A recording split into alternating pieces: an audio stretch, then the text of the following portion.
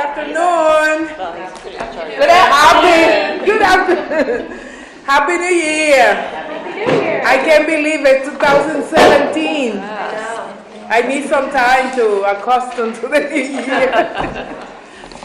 Hopefully we will have a lot of things accomplished and not too much work to do. That's my dream and my goal. That's a lovely dream. It's a lovely world. And if we live in your world.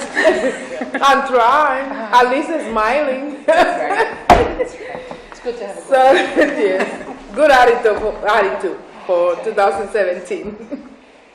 So I'm happy to see everybody back. Everybody's here. Is a new person here? Lord, Lisa, are you new? I'm new. Okay. Oh, great. All right. Can you introduce yourself, please? I can. I'm the new early learning coordinator over at RIDE, and I'm only in week 4, so have mercy. Just learning. So welcome to the Permanent Legislative Commission on Child Care. We're happy to have you here. We didn't have rep from RIDE for a long time, so don't be surprised if you have a lot of assignment to make up. I'm ready. The rest of the members, thank you for your commitment in 2016. I hope we learn a lot from past year and ready to move 2017. The great thing is we already have the set up the Child Care Day, which always we talk about at the beginning of the year. We already have the day, the room, and a lot of things reserved already. So at the end, we will talk about Child Care Day. We forgot to include it in the agenda. So if you have any, I don't think you have any highlight. Yes, you do, which is this 2 sheet in front of you. For those who are new, like Lisa, not too new like her, but a little bit new, we don't have a minute. What we have is a highlight of all the things that we talked in the previous meeting. All the things are available in website that we're supposed to have someplace in the legislative website. But those are available, audio minutes, in case somebody want to hear what we talk. You requested, we will be able to direct you to this.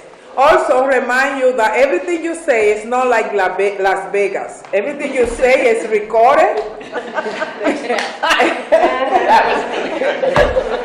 Everything we say is recorded, right, Rachel? And somebody will listen to this conversation. So, just a reminder, just in case we need to know. Bye. Happy New Year. Good Happy New Year. Are you joining us today? I would love to as a guest, if that's okay. You representing any organization or anything? EOHHS and our sister agencies. We have somebody here from DHS. Okay. How you doing? Okay. So yeah, I was asked to come today, Madam Chair. Is that good? It's fine, it's fine. I know him, that is why we're talking like that. It's very nice, don't worry about it. So, at this point, I would like to talk about our 2017 and what the year will bring to us. And you know that the Child Care Commission never stopped. We don't have a break. We continue to work. While some of us were celebrating Christmas and all the events in life at the end of the year, some of the members were working very hard to be sure that we put the foundation of what we're doing for 2017. So in that phrase, and based on that, I wanted you to know that when I met with some of the members, I was so excited to find out that the federal law is helping us to move part of the child care agenda. So we asked Rachel to talk about that. I would like to start by telling the members what we believe may happen this year, because the federal law required that the state of Rhode Island comply with that part of the federal legislation. So Rachel, can you tell about the pilot program that I'm very excited? And DHS is next to me, so they can make a comment. Sure. So, and actually not the minutes, what do you call them? The highlights already do have this written out, which will make my job easy. But basically, under the Child Care and Development Block Grant, they implemented new rules just in September that requires the state to have 12-month continuous eligibility to allow families to, at the time of the job loss, to remain in the child care program for 3 months before they lose their CCAP eligibility in order to look for a job. It has some new requirements around homeless children, and then prioritizing infant and toddler spots. So this on the front was how the DHS had described it in front of caseload estimating, and then the other piece of it is around the graduated phase out, which is the exit pilot. So the federal law now requires that a state have a separate incoming eligibility limit and a separate exit income limit. So in other words, a family comes in at a certain eligibility limit. In our state, it's 180% of poverty. And the new law requires that at the 12 months of recertification, the state has to have a higher level. That if the family is still under the higher level of income, that they would remain on the program for a continuous 12-month cycle. So because of that requirement, we think the state would be wise to just make the exit pilot permanent. Force a little bit. As you'll recall, we've advocated here in this group for the exit income pilot, or it's got lots of names, transitional pilot program, so that now when a family comes in at 180, they remain on up to 225% of poverty. That pilot was extended last year through September of 2017, and so we think DHS agrees that it should be made permanent to comply with the new federal rule. And part of our responsibility during the break was to be sure that the people who are the key leaders deciding in the budget and, managing all those information, they knew about that. So we talked with few people in the state to be sure that they follow up what is the federal law required. And I want to congratulate the Child Care Commission because we all were very smart to put the pilot program 3 years ago, right?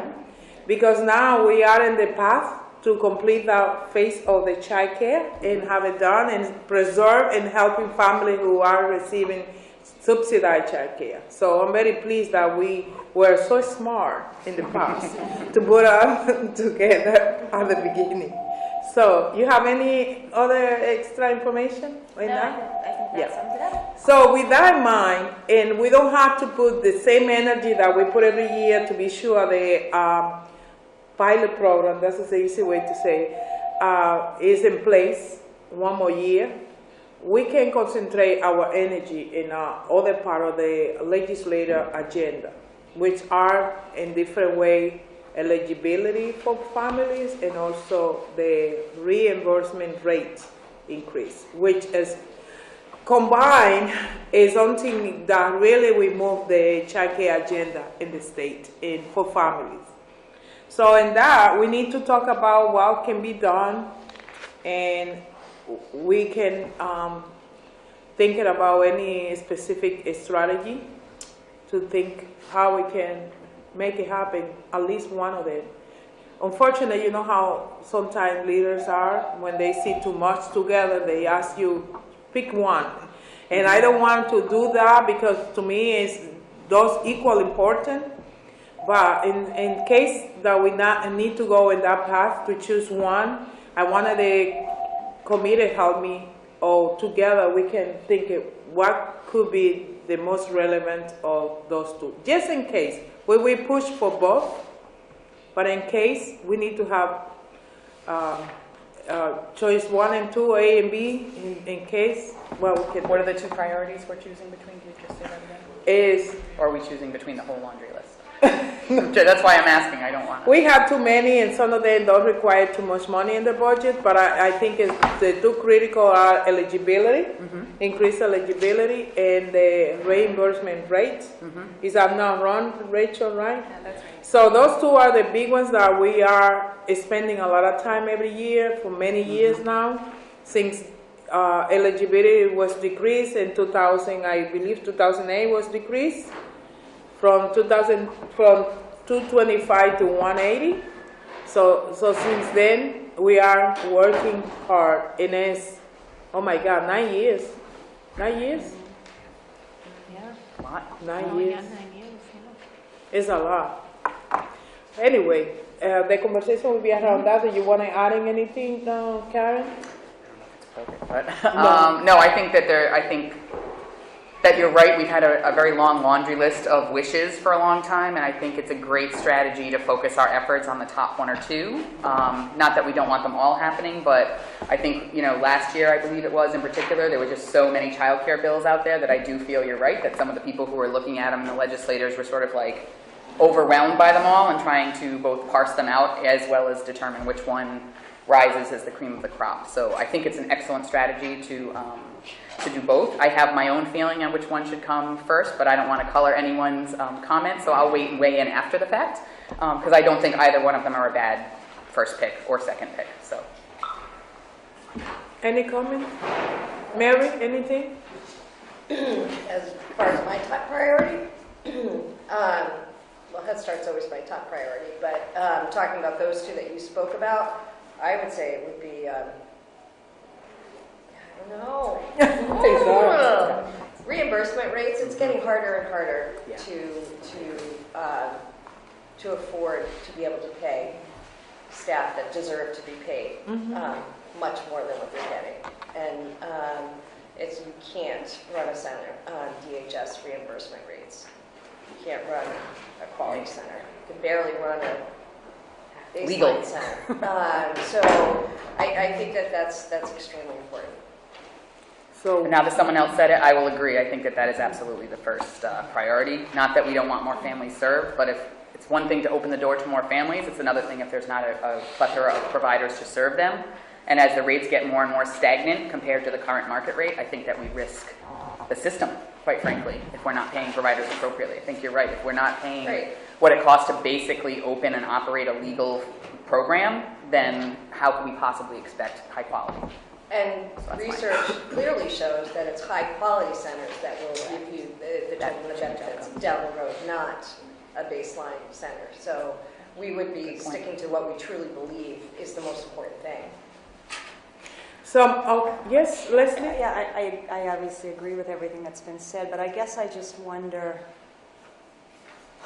I don't know if there's a way to have a more strategic conversation about how to position ourselves, knowing that the next couple of years there's going to be, in all likelihood, pretty draconian cuts coming from the federal level with potential implication, not with potential, with implications for the childcare system. And I don't, without having a crystal ball, it's hard to know what that will be, but it feels like this is the upcoming legislative session is the only one that we have before we begin to see lots of changes at the federal level. And I don't know how to tee up a conversation or who to tee it up with, but it feels like we need to be more strategic in our thinking than I don't know what to do about that, but It is difficult to decide because, like I mentioned at the beginning, those are, to me, equally important because one cannot exist without the other one. So, as a state legislator, my own experience, when you present it to people, they don't have the same vision and feeling that we have here in this commission. They just adding numbers and they say, no, we can't. And then kill both of them at the same time. And that is my fear. As Leslie mentioned, I'm afraid that at the end of the day, with the new federal government and whatever it can bring to us, we're not able to pass anything. And now, with the federal law that we probably accomplished, make it permanent, the pilot program, then we have like a little window to concentrate on something and have it done. And that is what I want to suggest to take advantage now. Because it's not, probably we don't have the chance again. And I agree with you, Mary. How we cannot choose between one on top of the other, but we need to have a prepared workforce in order to do a job that helping children. And the best way is by increasing reimbursement rate for providers. And then from there, concentrate in elevate or increase more the child care eligibility. I think to go to this thing of strategically, I say increase the reimbursement rates strategically, because you're going to have more high-quality, educated staff. That is going to tie into the governor's initiative of third grade reading. Like I think very strategically we can tie all of that into that. Well, see, that's what I was just thinking too, is if we tied both of these to something else, that it's not just coming from this commission. It's not like two childcare things coming out. It's one that's going to increase reading level, and that's high quality childcare, and the way to get high quality childcare is to pay your workers more.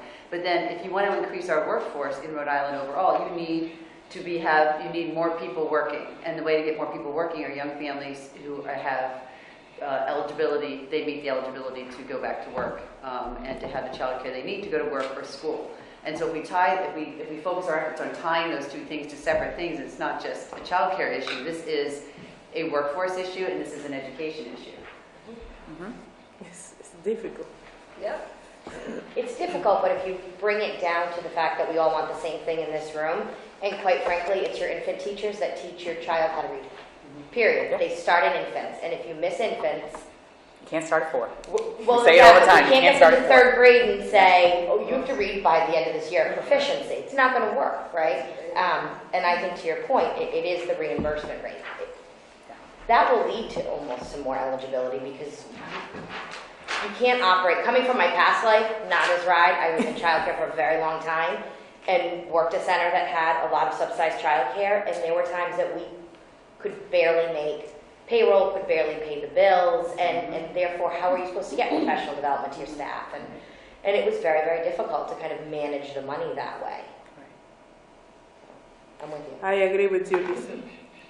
It sounds like we're all, so far anyway, I don't want to speak for those who haven't spoken, in consensus. It doesn't mean that we will not push it for both of the things that we're talking here. It's just that if the moment can come and we have to take decision, I want we be prepared for that moment and have the opportunity to think about it, to analyze that, which one or what way is the best way to continue. And we will retake whatever is left in order to accomplish both of them. But at this point, I would like to see if the Commission working hard, and another great opportunity we have is other state legislators that we know they agree to introduce other legislation. So it's not like we're closing the door and just is one. We have other windows. But if the speaker or the governor asks what is the one we will prefer to push, I want to be ready to answer the question without thinking I need to back to the commission and asking them again. I want to be ready, because in February is when the governor will bring present the budget. And yes. It's January 17th. Oh yeah, we more closer more than I thought. Yes. I agree with what Mary said and Leslie, and I think what we're running into for the childcare centers is you're actually losing slots for the children that are on subsidized care, because we can't afford to continue to take them because the rates are so low. Because if you go and you do paperwork, like a budget for a center, a quality center, and what it would take to run that center, there is no way at 50% capacity on cash paying clients and subsidized clients that center could run at a 3, 4, or 5 star, unless you've got people doing double time and, everything else. It's just not, we're finding with our members, we're losing more and more slots because they just can't afford it to give up quality and to keep their staff, that they do have, because it's also harder and harder to find employees that are willing to work in childcare. And you can go to the public school system. That finding staff is a huge issue for the centers. So starting with reimbursements, and that would, I think, help open up other slots because we'd be able to afford to take them instead of cutting. We'd be adding. Thank you, Lori. Welcome. I'm glad that you agree with the conversation that we're having here. Is there any other comments, any suggestion? Khadija, welcome. Happy New Year. And Laura too. Thank you. Happy New Year. Yes? So, continuing with this line of thought about being strategic, and I know that we've looked at some of like the line items around the workforce issues, and we've also looked at education. Are there any other line items that we can look at? And then also, when we're thinking, like I know that we've worked with our federal legislators, and knowing that there's a totally new world with this administration, and that it's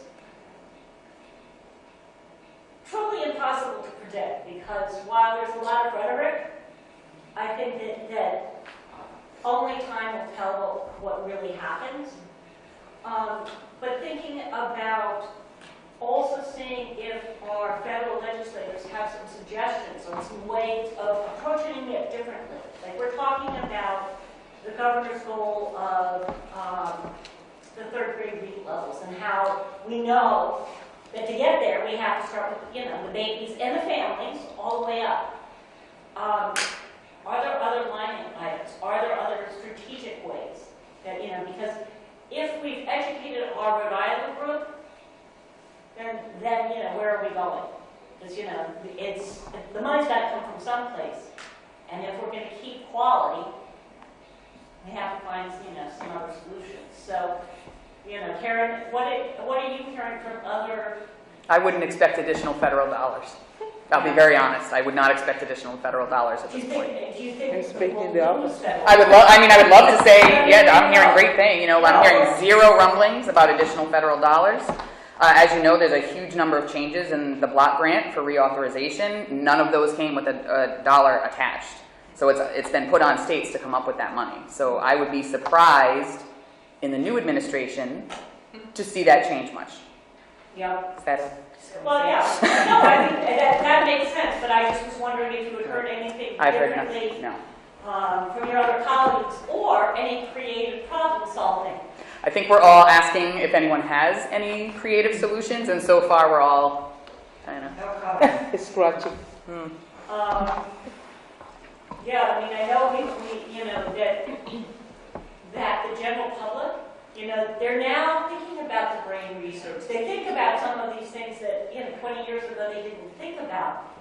How can, and I know that when we were first starting with the Quality Rating and Improvement System Initiative, before it was called Bright Stars, before there was, the Center for Early Learning Professionals, we talked about that information. What is the governor's stance on this? We need to ask the question. I cannot speak on her behalf until she analyzed the budget to see her possibility, because we all doing the same thing, scratching the head. I Trying to know weigh a lot of priorities. if she had the chance to decide, because she have pile of money that he can assign whatever is needed, would be easy for us and for her. But she's doing the same thing we're doing in different level. That's all. So it would be in this moment important to remind her our expectation and provide her all the information she needs to make very conscious decisions at the moment she take the consideration for childcare. But I think it's up to there where we can go right now. And we did that part already, like be sure that the staff has the information that they need to know in order to work in the direction we may expect to happen. And that is what we doing as a commission, providing those information, be sure they know on time, follow up, and find out what is the outcome of those diligence that we are doing, and that's what we're doing. Fortunate and unfortunate too is very soon, so we will find out very soon if those C really had a chance to help me with the word. Hear me now? Yes. Yeah, new stuff, yeah. So, yes, Leslie.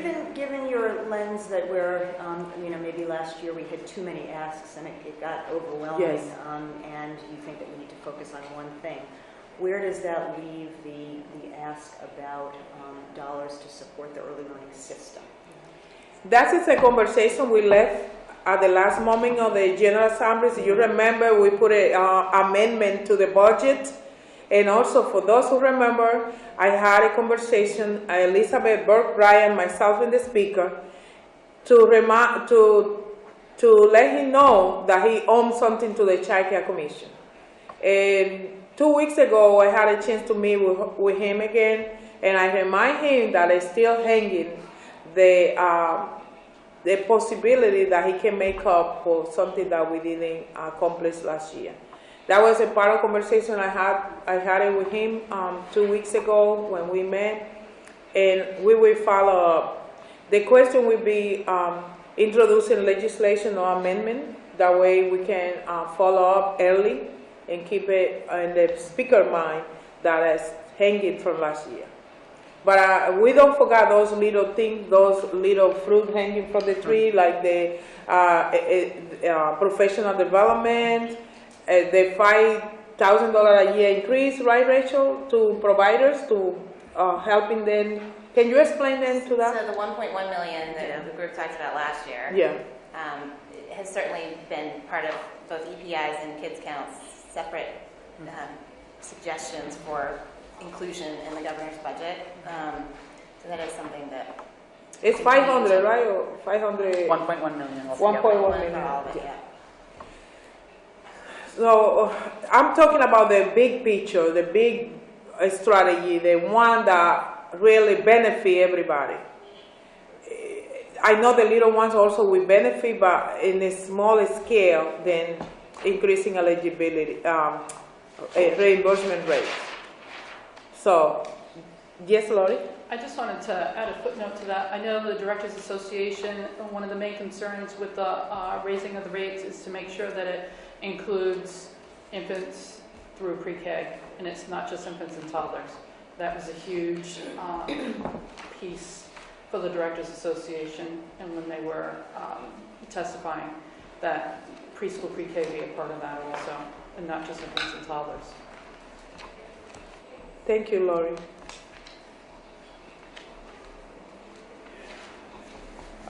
Any other comments, question, concern, suggestion?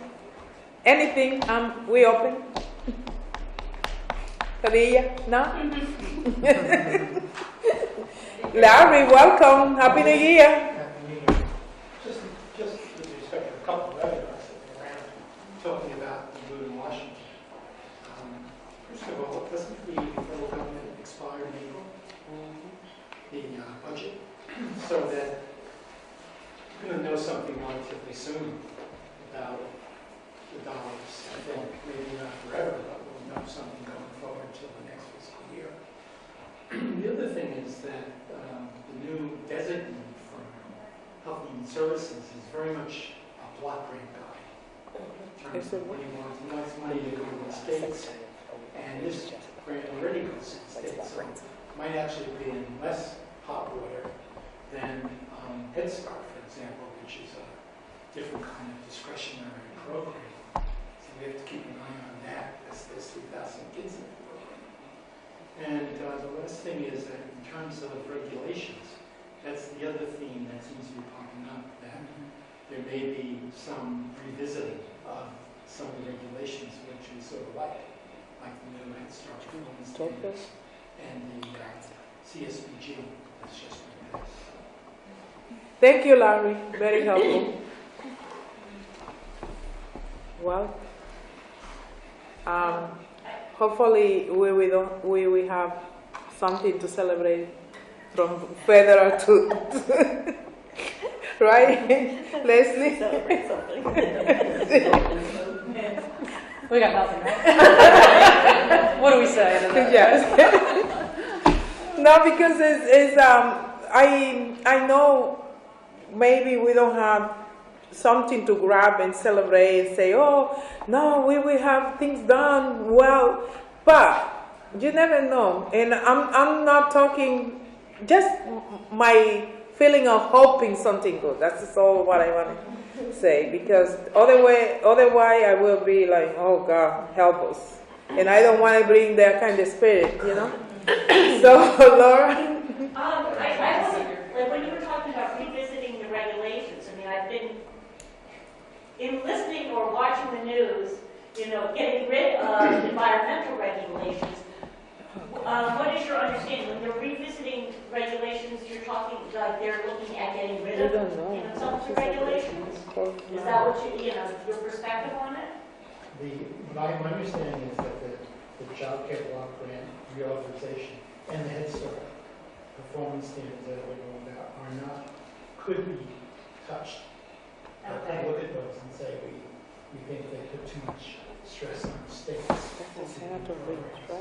And I thought that they were safe because they were passed. Folks I heard talk to said that's not quite true. They could be. They're under a list of a body of regs that apparently are subject to review. So the biggest thing we have going for us probably is, this is not my words, is that the Affordable Care Act is going to dominate their political activity for a while. So perhaps things will improve as perhaps we do some education, as we have some time to work. I don't know what you think of that. I hope So that they also will be talk, too I mean, you occupied. I know, hope they pay Coast attention Guard to was care. talking about, you know, the maternity and paternity leave and child care. Maternity leave for childcare will be all set because of the 12-month continuous eligibility. Right. So if a woman gets pregnant and has a baby, they won't have to lose childcare as long as they're within that 12-month period. Right, well, but they were being supportive of child care is what I'm saying. That, you know, contrary to a lot of other things, that was the one thing that I was hearing about, you know, positive. That what that means, who knows?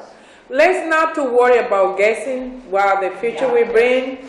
Let's wait until January, after January 20, in a couple of weeks, give it a couple of weeks after too. Right, Leslie?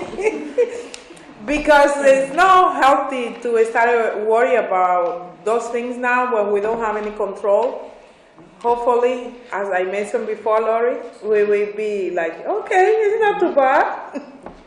But let's wait. Yeah, positive. Expect the things. Yes. So, moving on, before we move from Legislative Strategy 2017, I want to remind you that the Commission will keep the eyes on any child care legislation that come to the House of Representatives or the Senate in order to be sure that anything is introduced, we at least to know and we can influence in whatever circumstances somebody can bring.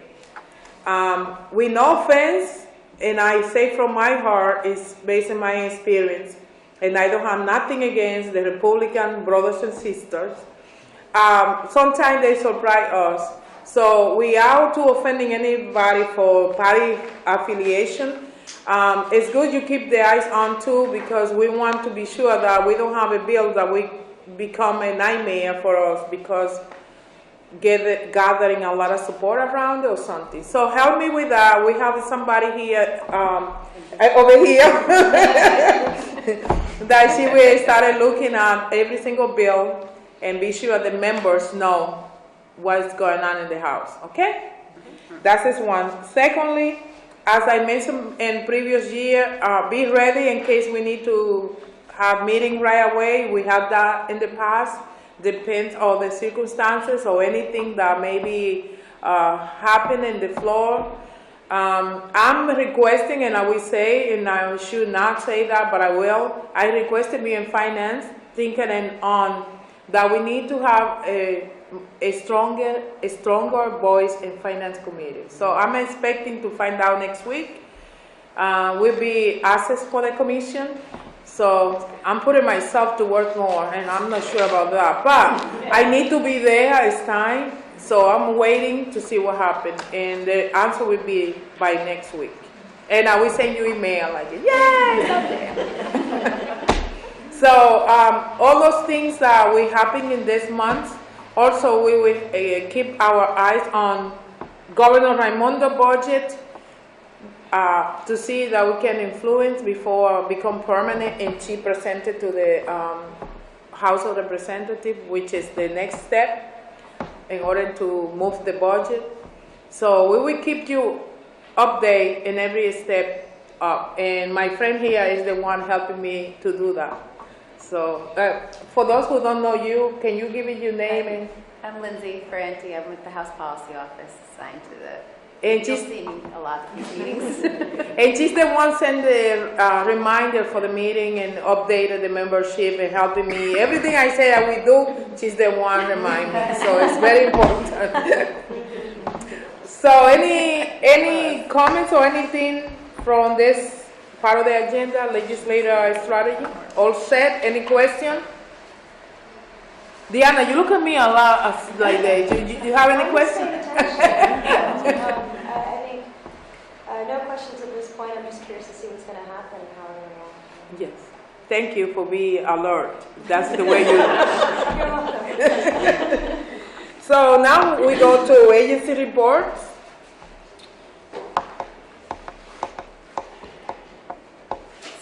First time, we don't have nothing to share. Oh, that's a good thing. The lady came. Come on, What great time, Elizabeth.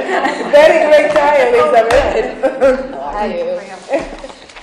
But to save you, I'll do a quick report on behalf of. We are in the agency report. You can give it the top one for the agency. Just started, don't worry. Time to catch your breath.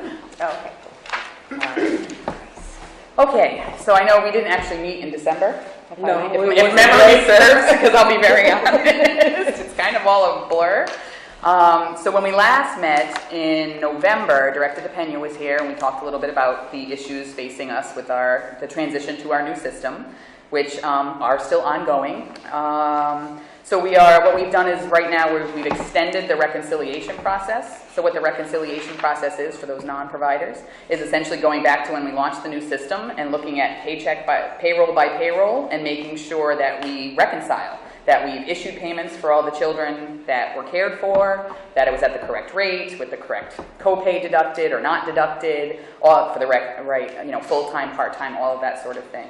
So that's proven to be a little bit of a bigger process than I think was initially estimated. So what we have right now is we actually have daily appointments. We have 7 staff and I think 5, so I think we have upward between 35 and 40 appointments every single day that providers can come in and sit with staff both from DHS as well as Deloitte and go through the reconciliation process during that time so that they can understand the steps that they need to take, what's wrong, what needs to be fixed, that sort of thing. So that's what's going on right now, for at least for the foreseeable future.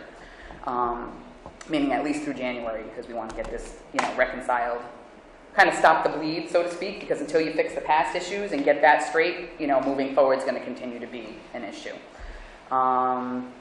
Batch 16 for the providers in the room should be available on the portal by the end of the day today, is what Deloitte has told us, so that you can submit your billing invoice for batch 16.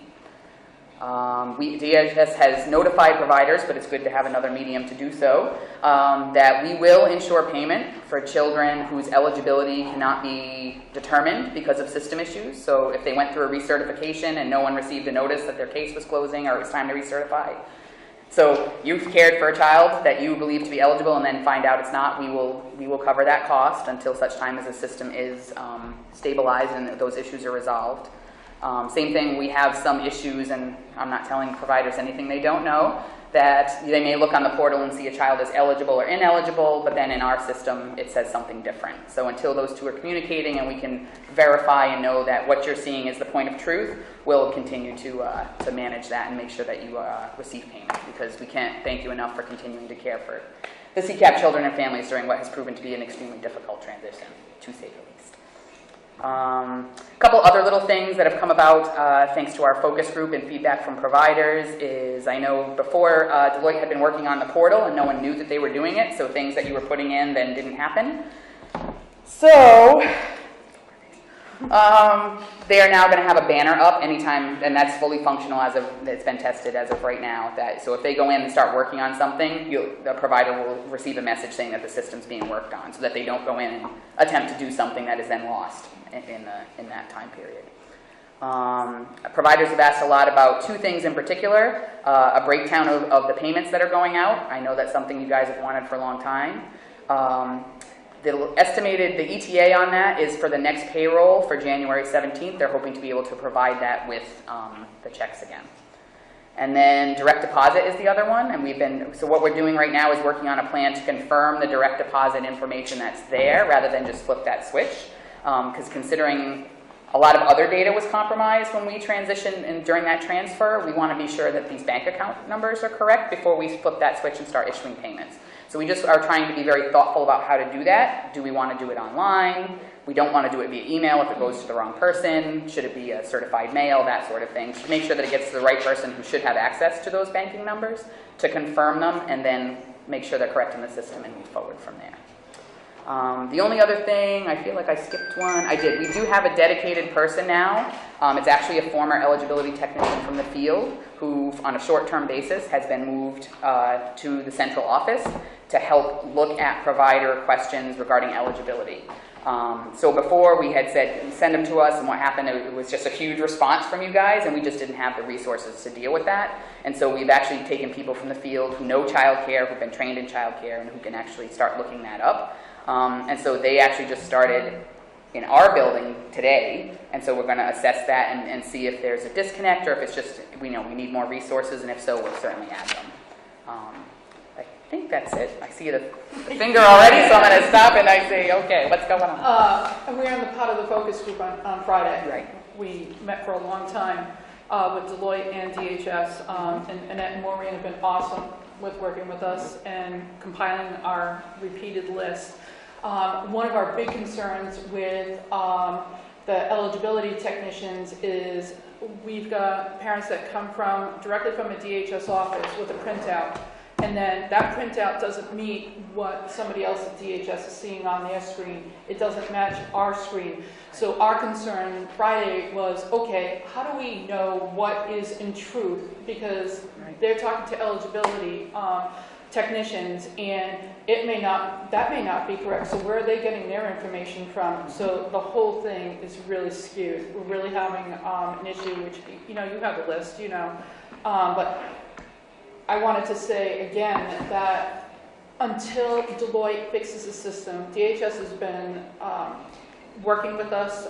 We've been very helpful, but the system itself, until they fix the problems, every time we turn around, they fix one thing, 10 more things are wrong. There is almost nothing right on that site still. And we've done the reconciliation from batches 8 through 13. We are all going to have to do the same thing for the next set of batches coming up because they're still not right. I got to check today, and I'm like, what's that for? There's still, when we went through, just an example, an easy example, you've got 2 children, the youngest has a copay. From August 28th through the end of November, one week one child has it, the next week another child has it on the list. And it went through like that to the beginning of December for both. And then they're off by a few cents here and there, or different amounts, or they're full-time now, they're 3/4 time. It just changes randomly. So when I have to send in an attendance report, I have 2 computers going. I have one that's sitting there that I can go in and look at a child's detail page, and then I'm entering the attendance on the other computer. But I have to go into every child. And sometimes when I go in, those aren't the hours that I entered. I'm like, where did those come from? And that's not his recertification date. That's not his start date. That's not his date of birth either. It's the child. Right. So there's still so much. I don't understand what they're doing. Nothing's right. Everyone that gets on pretty much sees the same thing. So I don't know what Deloitte's doing, but they're like killing you. They really are. I know you know, But as far from the providers, we're not seeing much of a change on the system itself. But the We're changes getting a that you're little bit seeing is more. one mistake is here, and now the mistake is here, and now the mistake is Right. here. That's what Like you're now we just can seeing. get a recertification list. We still can't on the reports, but the recertification list that I got that just popped up at the end of last week, there's 5 kids on it, and they're all wrong. I'm like, those 3 kids didn't end December 31st, and they're still with me, and I got 3 recerts coming up, and those recertification dates aren't right. If I went and looked at the child's view statement, nothing matches. Yeah. Almost nothing. Well, what I can say is we're aware of the problem. No, I think, we have pushed back a bit and said, you need to tell us what your source of truth is. Because these numbers are coming from somewhere. So look in the programming, see where it's pointing to, and determine what's the source of truth and have everything point to that same thing. Because our source Because of I truth agree, is the anything I pieces- received before August 28th. Yeah. Those are the documents we're using as to, and I'm hoping nobody recertifies in between that. I've got a couple, and I let them stay. Yeah. I'm like, these families have nowhere else to go. And not like they can get the application worked on, or anybody's answering the phone. So we let them stay. So I am grateful, and all of us are, about that your DHS is going to pay for those. So I did want to put that out there. We are grateful for that. Just, I don't know what's going on, how we're going to fix I the can law. say, DHS is certainly attempting to do everything we possibly can to make this as quick a resolution and as accurate a resolution as possible. Yeah, I don't think there's much. Before, What you're saying is not untrue, so I don't, No, we're gonna be sitting here but, and I for a while, I appreciate, Lori Luck is part of the focus group, so I really appreciate her participation in that, because I think that's been a really key feature, both for Deloitte as well as to some of the leadership at DHS, to really hear not just the problems, but the impact of those problems as well, and how widespread, how permeating they are. But it's, so. Well, when you figure it took 5 hours of my time a week ago Thursday just to sit down and input the information for 80 children for almost 16 weeks, that's a small site. So Children's Workshop, Dr. Dacre, any of them, the Wise, you're talking, that's Hours and hours. hours, days worth of work. So when you said they're meeting 35 providers a day, I was like, wow, how are you managing that? Because I know about the amount of time that it takes to sit down with somebody and, go through every single child. Well, the every larger single centers week. we're handling us slightly differently Yeah. for that exact reason. Some have, hundreds of children, so there's no way to sit down for a few hours and get that straightened out. So there's a separate approach. They've all have a more personal, hands-on approach to that. But yeah, absolutely, it's a very time-intensive process.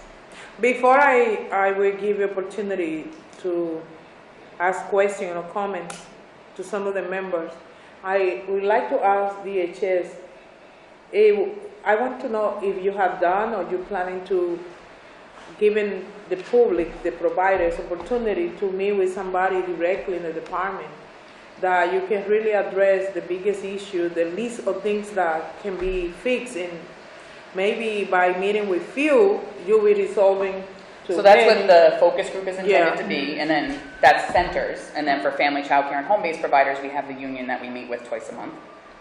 So we continue to meet with you guys. Is it weekly or bi-weekly? I'm not even Depends. positive. It's It varies. I know it's bi-weekly varied a right bit now. lately, so I And it's don't have open. the schedule in my head. But It is open to anyone to go to the. those are no, because there's only so many spots and there's only so many computers right there. But we are going to start hosting additional community meetings. We have email chains going every day, so I feel like we have a pretty exhaustive list of the issues. But certainly, if there's anything that we haven't captured, we want to give people an opportunity.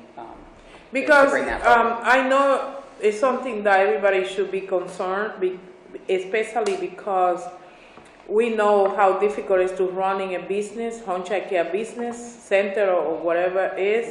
And then on top of that, you don't get paid, as many providers call me and say, I don't get paid in December, whole December, for Christmas, for everything. So it's time to do some actions. We are doing that for 3 months now, around 3 months, right? 4. So I don't know, but something has to be done. We did make a suggestion at the last focus group that we don't understand why it hasn't been done, but that's neither here nor there. But we wanted someone that's been doing this for a while, that knows the old system from the child care community, to sit down with Deloitte and DHS Because even the focus group, we're getting people that, we're just coming onto this. We've only been here a couple months. We're like, oh my God, we've been here 30 years. And we're, Yes, somebody with experience and all So that. we said that we wanted, one of our big things is we want to see a providers, whatever they want to do, but someone who's been doing it a while, sit down, somebody from Deloitte or whoever's doing this, and go page by page on what should be there, what we should be seeing, what it should produce. It should mimic the old system plus anything extra that you want to add to it. But everything that we used to have, that's the bottom line, those items should at least be there. And then I should be able to look at that site and see how many hours a child's enrolled for. Now I got to sit there and add up in their before and after school. So every time I have an attendance, I have to go in and like, okay, what was my note on this one? Let's make sure we've got, we're at 20.5 hours, okay. So and it's every single child. So we said, we want somebody, you can pick anyone. They said that should be ready by January 17th. I apologize, I didn't have that on my list, but that's the target completion date. So they actually have a target completion date, so that's like the first that really elevates it. Target completion date for what? For having the system automatically total the child's hours rather than having the provider do it manually. They're saying Deloitte has said this will be available by the next payroll cycle, which is currently scheduled for January 17th. So I look forward to touching base with you after that and see if Can't wait. So I will use the word I used a couple of times already this afternoon. I hope by January. It is the state motto, after all. Yes, it is. Well, we've I been hope. for 4 months. Yes. Because as a child care commission, we need to do something, and we will. Because you know what happens? If we continue like that, some business will be out of business. Because it's hard to sustain, it's hard to continue. It's hard already. And then 4 months behind. I can imagine. So, sorry DHS, but I go after you after the January 17th. And I'm You sorry, are welcome to come to our offices any day and see the 100 providers that we're dealing with right I know. there. Happily. 30 of them called me and wanted protesting. I said, hold on, let's do something. Mary and Khadija. So Karen, thanks for sitting in the hot seat. It's my But job. we love you. And I love you all. Believe me, if I could program, I would spend every last hour fixing this. But So a couple of things. What's going to happen with children that had co-pays that we had no idea had co-pays? You can't go to them and say you owe me this much money. Who's going to pay for that? I think that was something we had asked the director I before. feel like that has been brought up. I didn't see that on my responses, so I will follow up with that. There was an email, Mary, and it did state about the copay. Oh, good. And that they were going to cover that. Because that's a big deal too. So I think you're right, but having not seen it as the voice of We did DHS, I get don't an want to email. confirm that, especially on record. Okay. But yeah, I do know it was being looked at. I just haven't seen the definitive answer. I would be surprised not to see it be covered given what we're doing with the eligibility. To me, it seems to fall under that same rationale that it's not something you guys were aware of, so why should we? Because that's one of the hold you? things that doesn't match. Right. So I think, Copay, and the other piece of it that has to be, if the Child Care Commission is going to do something on this, that has to be brought up is the cost to the child care business of what it's doing, the amount of time that staff are spending doing that. And then not only that, I'm going through an audit right now. My auditors I'm going to have to pay my auditors more because they're not going to be able to close out certain things because they can't do it. Mm-hmm. And that's me, and I know that's happening with other places. So the costs just escalate because of this problem.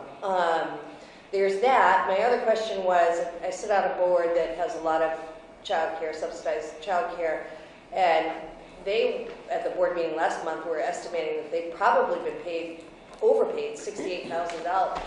Like, it's just crazy. I don't know how it's all going to be resolved, and then even for them to try to figure that out, again, the cost of what that is. Right. So for providers that have been overpaid, once the reconciliation process is complete, we know who has been under and who has been overpaid and by how much, and then the process begins to reconcile that. So providers that have been underpaid will be issued a check, to make up the difference, and we'll, as along with a sheet that says for which child, for which week, all that sort of thing. And then for providers that have been overpaid, they'll do the same process we've done in the past, which is you'll work with our financial management department to set up essentially like a deduction. So from your next paycheck, we'll deduct X amount, and depending on how much you owe, we'll spread that out as long as it needs to be, so that it's not, taking half the check. We want to make sure that it's a minimal impact to the providers. So I can say that we're very conscious of that, of trying to minimize any, hold you guys as harmless as possible for all of this. I can say our neighbors in Massachusetts went through a very similar process last year, and they're still right now reconciling for that exact reason. Because for the overpayments, they wanted to make sure it was only, as little as like no more than $5 a check or something, and that's just a made-up number for the record. But they wanted to make it as minimal as possible, so that it's not impacting people's ability to pay their payroll or their bills and that kind of stuff. But I really think that they need to know that it's more than just that it's a huge cost to child care centers. I think it's a very valid point. In many other ways. Okay, Gadilla? I was wondering if there's any possible federal impact. I've seen that because our system isn't working properly, and the wait times and all the other issues that the feds have talked about taking back some funds that were issued to DHS. Is that correct? And would that happen, and how would that? So that is not related to childcare. Okay. That's related to one of the other programs. So I can't speak on it because it's not my area to say, yes, this is true, or no, it's not. I am aware that FNS, which is our food stamp federal partner, is very involved, and I think that's where it is, but I'm not even 100% sure about that, to be honest with you. So it won't affect child care? It should not, in that respect, no. Child care doesn't have the sanctions that some of our other our benefit programs have. Knock wood. That's not to say it's not to come in the future, but as of right now, we don't. Our federal partners at ACF, especially our regional office, I am in very close contact with. They're very aware of everything that's going on and of the challenges that we're facing.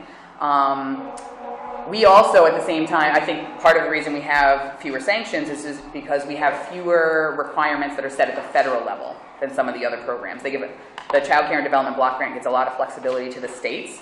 So in terms of timeliness and things like that, we don't have you must do this in 30 days. We do at the state because we've put that in place. But if we don't meet that, at the current time, there's not a federal person going, oh, you went to 34, you're getting assessed a fine or something along those lines. So I think as of today, what it compromises the most is our data reporting to the feds. So the number of children served and the number of providers paid and that sort of thing. But I will say, so the fiscal year runs from October 1st through September 30th. So the glimmer of positivity in this, in terms of data reporting, is that we had the old system up for the vast majority of that. We didn't switch systems until September.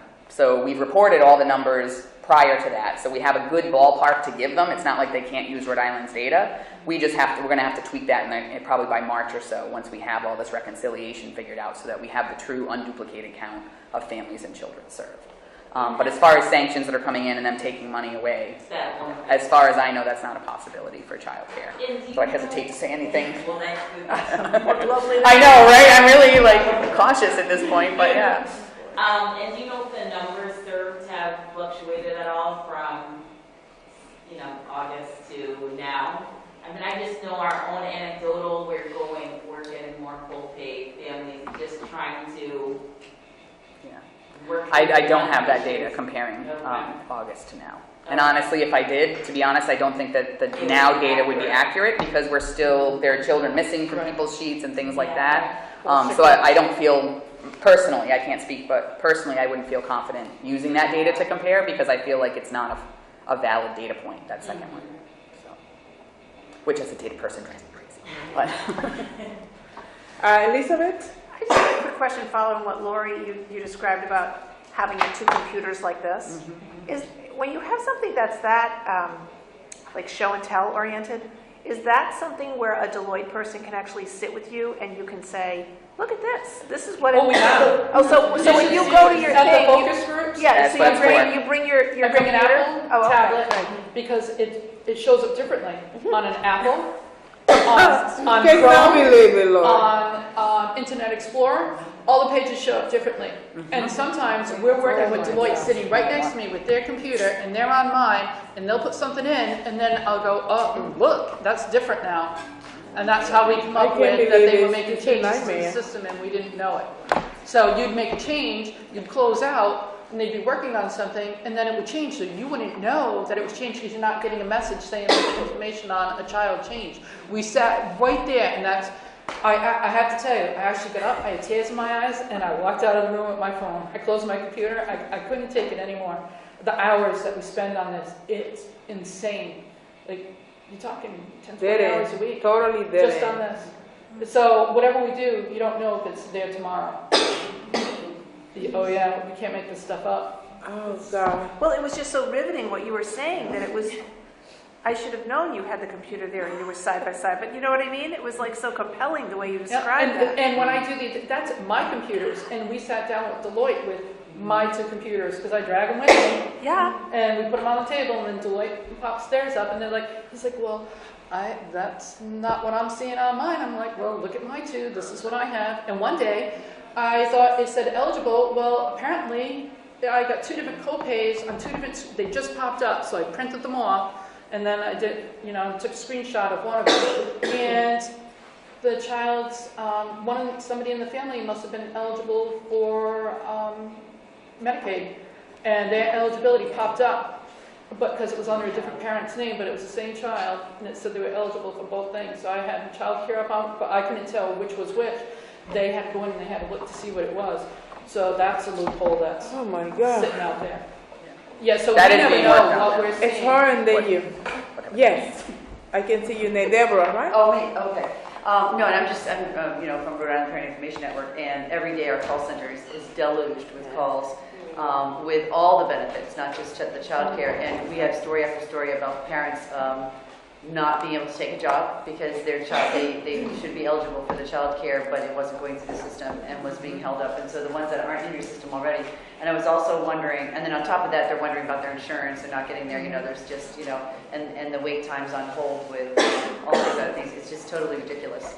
But the thing that I'm wondering about too is that in your centers, the families that are already involved with your centers, how is this being conveyed to them too, and how is that being conveyed to them as far as like their potential eligibility? Are they going to have co-pays? Are they not going to have co-pays? All those kinds of things. And if you charge a co-pay for a family who really shouldn't have paid it, is that happening? And then are we going to end up having to pay them back and all those I things? would not be surprised to find out that's the case. Yeah, and given that the information in a provider's screen is incorrect. Yeah, right. So I'm just piling onto it, but it is totally, and it is life-threatening. Some of the situations that are happening with the families that we're dealing with, they're children with special health care needs. They're not in places where they need to be. They're not getting the health care they need, and now their families can't work to provide It's food, so sad. and they can't get their SNAP because it's everything is ridiculous. Yeah. We turn away clients because we put in the number and it comes up that it's not active. Right. And we just can't do anymore. And a lot of centers are starting to do the same thing. The children that are already with us, we're keeping. Right. We've got foster But no children doubt. that haven't been paid for since 8/28. Okay. I know those kids are going to get paid for sooner or later, but not every center or family home provider can They handle that. Yeah. Yes, you. When working with Deloitte, did you identify a browser that worked better than others? Was there one they found to be more accurate? One day it's one, the next day it's another. And sometimes it's just how the page shows up. Like half the word is missing. Or the submit button is way on the other side of the screen, so you got to keep going over. But if you're not familiar with how to find something, and you haven't been sitting down with these meetings endless hours, then you may not know. So we go through, and then I've got 3 different computers at work. And one day I went to all 6 computers, and it was the last one that I picked it up on. And somebody else sitting at the meeting said, none of her Outlook computers work. I'm like, that's the only one that did work. And here's the screenshot of it. So we're like keeping, I have piles like this since August. Usually it's like this for the entire year. Thank you for doing that with Deloitte and DHS. Yeah, That's a lot of time. It's To just- get an entry. Yeah. Thank you so much because helping move the process. We're trying. In a big way, it really is. Yeah. Well, we feel it's the only way you're getting what's actually going on. Susan, I didn't have a statement before, but I have one now, going back to number one, just listening to this. It's kind of impacted my feeling. For me, I thought you were asking like a King Solomon question. Do we want more children to be in childcare, or do we want to take care of the programs? I don't know. That's a really hard question. But after listening to what folks have been going through, they need higher reimbursement. We've asked them to get their staff to get more training, to get degrees. We've asked them to raise their quality of their programs, and programs have done that. For those who have been part of the system, who've been doing due diligence to do what's right for children, then we need to support them in whatever way that we can. So I now have an opinion. But I have a question that goes along with it, and I'm glad that you're here for the folks on the table who have. I've been in Rhode Island, back in Rhode Island for 12 years now, and since I've been here, this has been the question. We have to get higher reimbursement, and it's not happened. My question is to those at the table, why? What is it that we can, if we're going to be strategic, what is it that we need to do? Because this seems, in all honesty, God help me, and I love your positive thing, so I'm not going to talk much more because I'm going to bring it. What can we do? I feel like we have a very small window of opportunity here to make a change, at least for the time being, even if it's a Band-Aid. What can we do? What's the most direct way to get to people? I think this whole thing around workforce, regardless of it being childcare, we've asked people to increase their training, and they've done that. We've increased program quality. We've done that. I think that most people can understand that. Then, therefore, let's give programs a higher reimbursement. So I think from a workforce development rather than a child care conversation. But what can we do to make sure that it does happen? So now I'll stop. I will say, first of all, it sounds funny, but we need a lot of money. We need money. It's number one. And that's something that we need to keep the eyes and opportunity inside the budget and everything. But I believe we need to come out with some strategy that we presented to the key leaders the same thing over and over and over.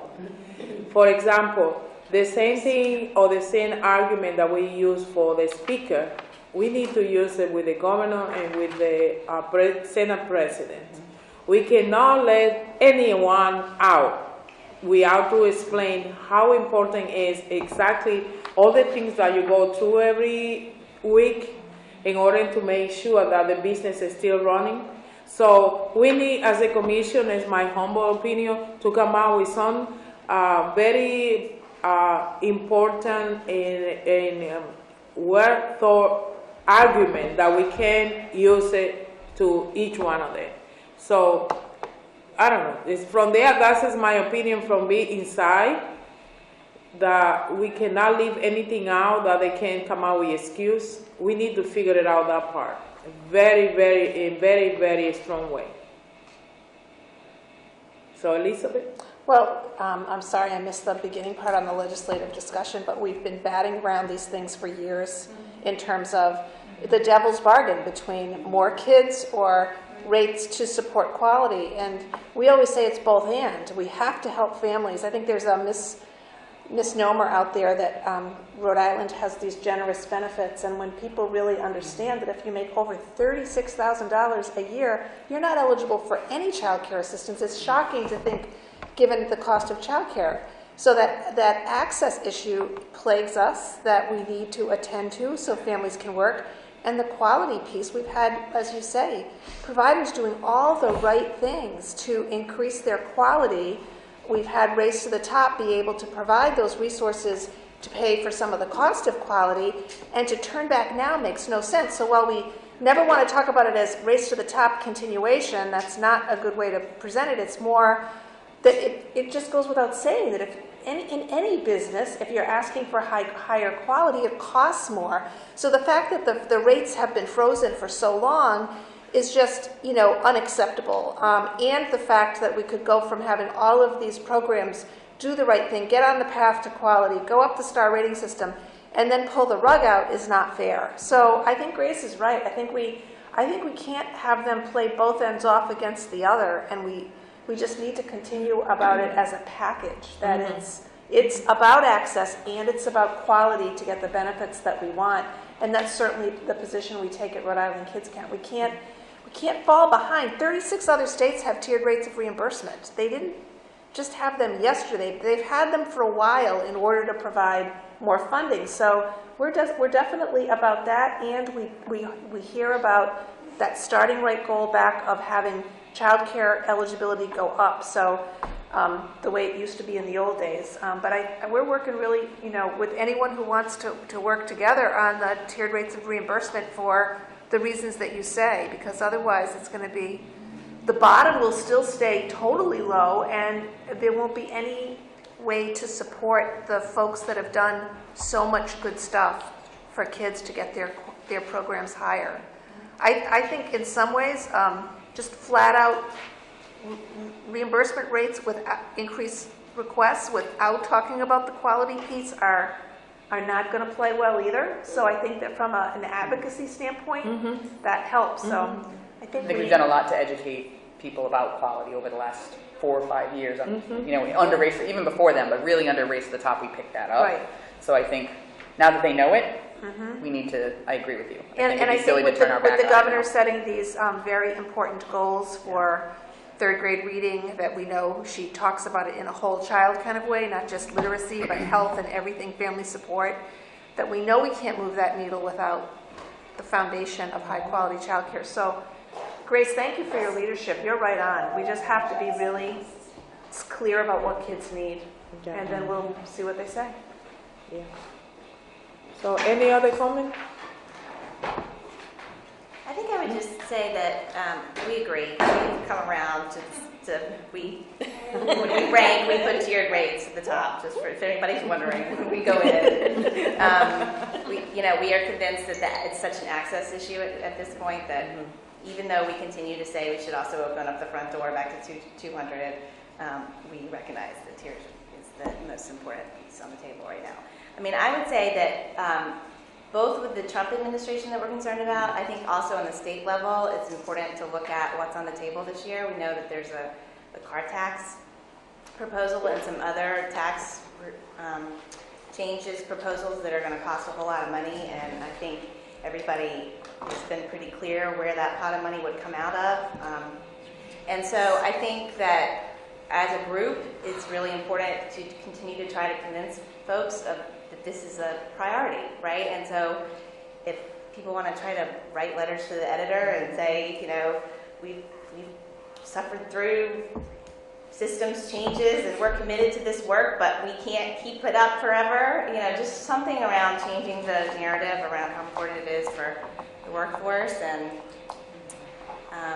getting to third grade reading. I mean, I think, that's just my take. It needs a bigger grassroots conversation about it, I think. Yeah, I think what the piece that we're struggling with is, so what's the next step, right? Like, I think we're sort of all on the same page and all in agreement, but what do we do next? Like, let's come up with some action steps. We have access to folks, everybody around the table has access to their own community and their own people that we can kind of mobilize, but I know I need a little guidance. Like, what do we do? How do we do that? I mean, we've talked as our agency about some things that we might be able to do, but I want to make sure that we're saying the same thing that we all agree on is the same message. So, taking that, I would like to ask the members if we come out with one cheat sheet, something simple but really strong, explanatory, that people can assimilate it, couple of bullet point sentence that the people read it and they say, I never thought about it. We talk about important things in this commission, and if we can simplify that in one sheet, that we can advocate at the Senate and the governor's office and the House of Representatives by the same thing over and over, one by one of the members. Convince everybody in the finance committee the same thing over and over. Explain how the reimbursement rate connect with quality early education, with everything. So with something like that powerful, that it be like our Bible for this 6 months, over and over with the speaker, with everybody, repeat and repeat it. Believe me, what we already accomplished is because we worked so hard and persistently. We were after the finance chairman, after the speaker, after each one of the leaders, the same thing over and over, and change the way they think about child care. From the 2008 when we started to now, the perception and the definition of what they believe about child care is totally different than now, because they went through the process that we bring them to go by educating them, bring it to the commission. If we need to coming back and do the same thing, I'm willing to do that. Bring the speaker again, bring the new chair. By the way, I'm looking for appointment for the Chairman Agnew. Is any update? No. Chairman Agnew was here, and he said that he will schedule some when session starts. Remind me tomorrow. He has a new secretary, so I sent her an email to please let us know when he's available. Remind me tomorrow. So we need to bring the new chair here, even though his decisions are coordinated with the speaker, but we need he become an advocate for us, as we did in the past with other people. We need to do that as soon as possible. But I love all the information we provide to people, but when we give it them 7-8 pages, people don't know where to start and they get lost. So one, that will be easy for each one of you. Making phone call. I know you're working for some agency, but some of you maybe can have some time and advocate. We need everybody really working the same page, because it's now we will never have any change.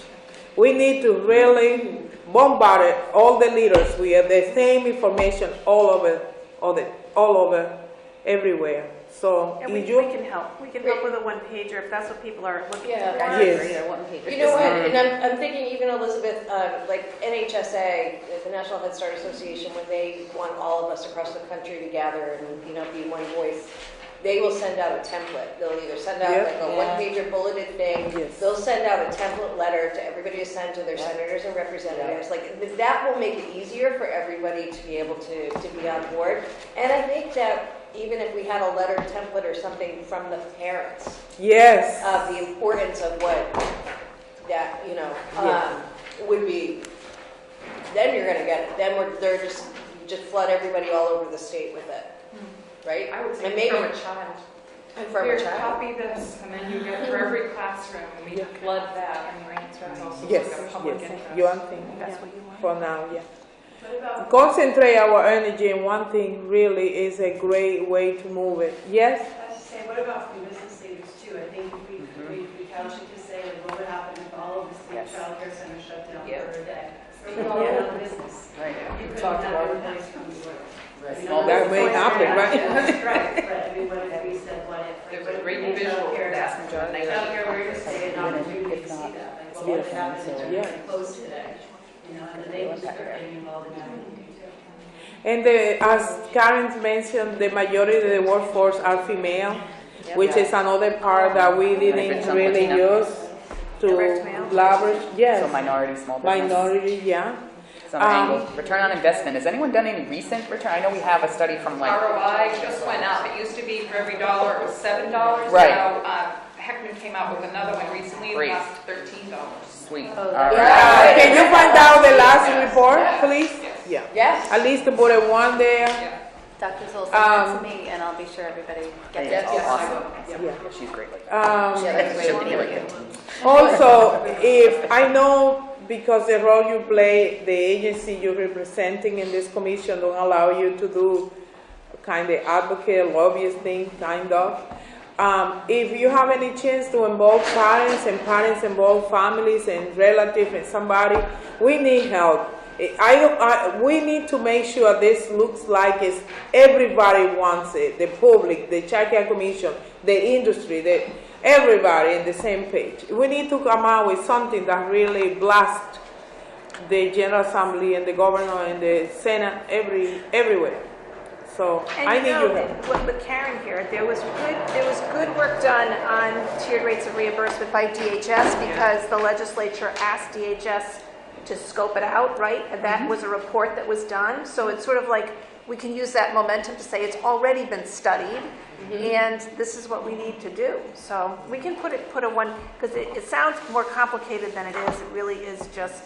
And we have all the information we need. That is the part I'm excited. That we are ready, we ought to know we are ready to do this. Yes. Because we have the information, we have the people, we have the passion, we have the connection, we know the leaders. It's not somebody that you need to go and get in Washington, they are here. We need to find out who live and where, and then impact in that legislator, because I know when somebody from my district called me, I had to pay more attention. So we need to use that too. There's so many ways that you can impact, and little by little we can change that. So I need your help. I'm willing to bring my new twin grandson. Let me see. We can go to any hearing. I hope they found child care business to take care of. I'm joking. Before we're done, I lost 2 members already, and I always promise don't be longer than 1 hour and something, and I'm close to that. The Child Care Day is coming. It's in April. And as we always do, we do an excellent job. But I left a question hanging last time, and I asked if any member has anyone that could be the keynote speaker or somebody who can really bring attention to it. As I just mentioned, we need to do a lot. That could be part of our lavish way to convince people. Bring somebody that can really impact in the way legislators think. You don't need to change my mind by the others, you know. So we need to find a keynote speaker or somebody who you feel like could be somebody who really bring attention to child care. Yes, Susan? Amy O'Leary out of Boston, Strategies for Children. She's running for NAYC, for president of NAYC. She's in Boston. She's great, and she gets all of this. This is her world. I know her as a lady that usually comes to the Bright Star. Is the same one? No? I don't think so. No? Okay. Susan, do you have a chance to contact her, and through you we can send invitation? Yeah. Okay. Or at least connect with her.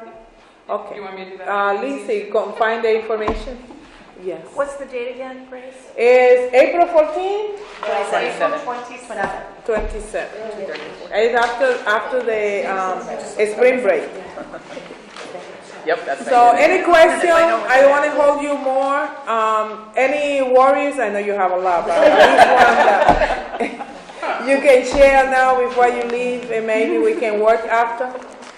For the record, Yes. if there's been any change in perception legislatively, it's because of you, Representative Diaz. Oh, It has.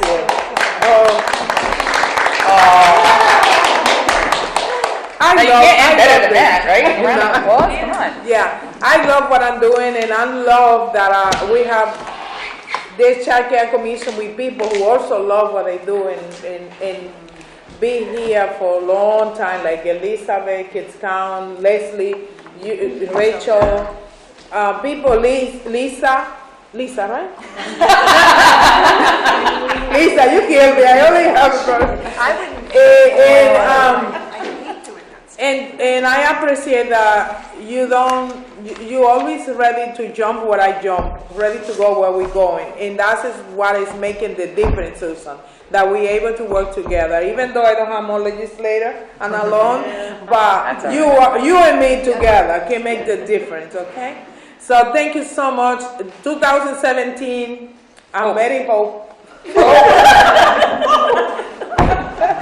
An optimist for 2017. I hope Mr. Trump be busy with other things and don't pay attention to child care.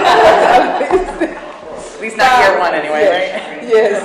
I will see you in February. Thank you.